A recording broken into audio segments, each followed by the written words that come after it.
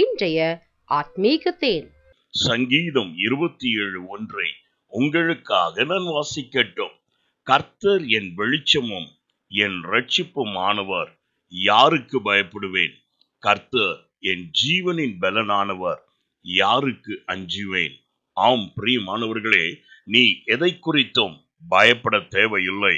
உன் ஜீவனுக்கு ஆதாரமாய் இருக்கின்றதான என் தேவனாகிய கர்த்தர் உன்னை எல்லாவற்றிலும் பிரகாசிக்க பண்ணுகிறதான வெளிச்சமாய் இருக்கிறார். இனி நீ கண்ணீர் விட்டு துக்கப்படாதபடிக்கு அவரே உனக்கு நித்தியமும் நடத்துகிற வெளிச்சமாய் இருக்கின்றார்.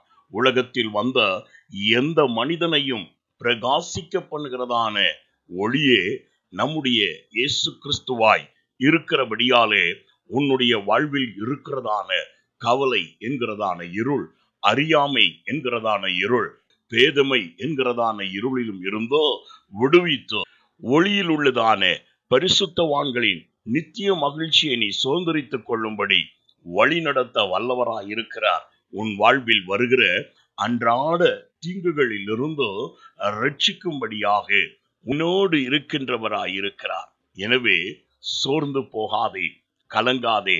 கர்த்தருடைய வார்த்தையை இருதயத்தில் விசுவாசித்து வாயில் அறிக்கை செய்கிறவனாயிரு. நீ போகும் எங்கும் என் தேவன் உன்னோடு இருப்பார்.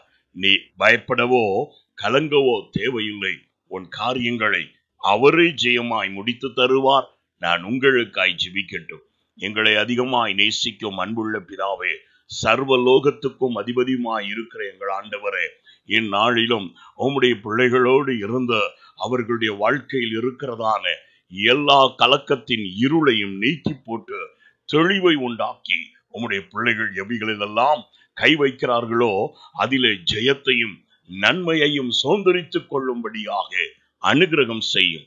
இயேசுவின் நாமத்தில் பிதாவே, ஆமென். God bless you.